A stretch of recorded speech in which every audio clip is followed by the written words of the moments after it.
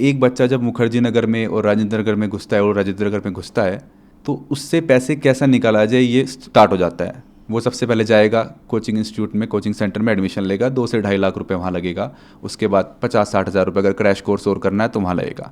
उसके बाद उसे घर नहीं मिलेगा। जब तक ब्रोकर को वो पैसे नहीं देगा 1 महीने का सिक्योरिटी डिपॉजिट, तब तक उसको पैसे नहीं मिलेंगे और घर नहीं मिलेगा। उसके बाद उसके मकान मालिक नखरे करता है, वो उसको घर नहीं देता। इतने छोटे छोटे घर होते हैं सर। हाँ। कहीं तो रुकेगा, मतलब कितना इस इन स्ट्रगल्स को ग्लोरीफाई किया जाएगा। नहीं, ग्लोरीफाई करने का मसला बिल्कुल भी नहीं है। असल में क्या है कि अगर इसके पीछे बहुत स्पष्ट बात करें तो वो ये है कि दिल्ली के इलाके सेचुरेट हो चुके हैं। जितना वहाँ का इंफ्रास्ट्रक्चर है और जो बच्चे आ रहे हैं, एक तो जो बच्चे आ रहे हैं उतने बच्चे वापस नहीं जाते हैं, हर साल नए बच्चे आते हैं। इंफ्रास्ट्रक्चर लिमिटेड है और वो सेचुरेशन के लेवल पर है। तो मतलब मेरा अपना मानना है कि अगर दिल्ली की सरकार ऐसा कोई बड़ा एरिया, जैसे आज बात चल रही थी कि शायद 400-500 एकड़ की ज़मीन वहाँ पर है जो मिल सकती है, तो मेरे ख्याल से ये समस्या स्थायी रूप से समाप्त होगी। 50 दिन बचे हैं मेंस के एग्ज़ाम के लिए। जी। आपका मैसेज क्या होगा जो बच्चों को, जो प्रोटेस्ट कर रहे हैं, जो धरना पे बैठे हैं, जो जस्टिस मांग रहे हैं? क्या अगर मतलब जो ANI के बच्चे थ्रू क्या जो मैसेज? बच्चे मेंस दे रहे हैं इस बार, उनको तो मेरा निवेदन ये है कि वो पहले रुक कर मेंस की तैयारी करें। बाकी बच्चे इस मुहिम में रहें और मेरा ख्याल है कि बच्चों का प्रेशर जितना है वो ज़रूर कोई बढ़िया परिणाम निकालेगा। और बढ़िया परिणाम मेरे हिसाब से एक ही है, जिस भी बिल्डिंग में सेफ्टी पर्याप्त ना हो, चाहे वो मेरी हो चाहे किसी की भी हो, उसमें कोचिंग इंस्टीट्यूट नहीं चलना चाहिए।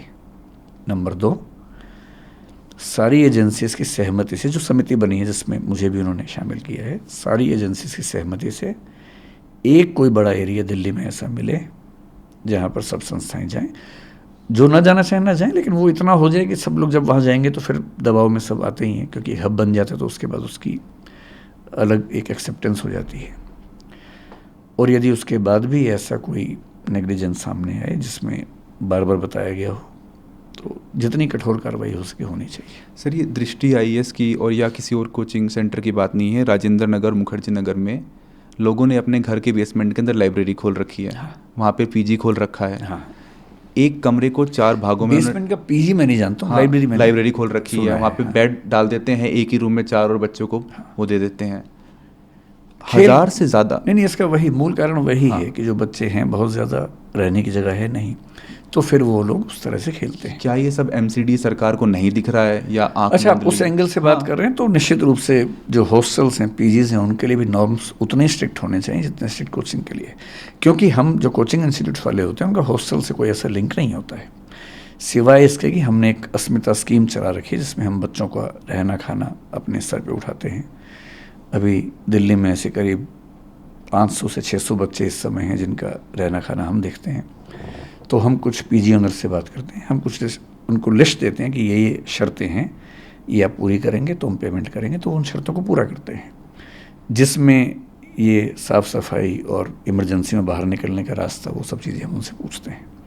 लेकिन हाँ, ठीक बात है, जो नॉर्म्स कोचिंग इंस्टीट्यूट के लिए वो हॉस्टल के लिए भी होनी चाहिए, इसमें कोई किंतु परंतु की बात नहीं है। और ये भी ध्यान रखना है कि कोचिंग इंस्टीट्यूट में तो बच्चा, जैसे एक बार उसने फ़ीस दी, लेकिन रहना है उसको 3 साल तक। और दिल्ली में मेरे ख्याल से 20-25 हज़ार से कम में 1 महीने का खर्चा नहीं चलता किसी बच्चे का। तो 1 साल में उसका रहने का खर्चा 3 लाख रुपए के आसपास है, 3 साल में 9 लाख रुपए है। असली खर्चा तो वहाँ पर होता है, तो थोड़ी सुविधाएं भी ठीक हों। तो यदि हम किसी ऐसे स्थान पर शिफ्ट हो जाएं, सब लोग, बच्चे भी, जहाँ थोड़े खुले खुले हॉस्टल्स हों, धूप हवा भी आती हो, और कोचिंग इंस्टीट्यूट भी थोड़े बड़े एरिया में हों, बेसमेंट की नौबत ना हो, सीढ़ियाँ कम से कम 2-2 हर फ्लोर पे हों इमरजेंसी के लिए, सबके लिए अच्छा है। और हो सकता है कि इस मामले में पहल हम करें।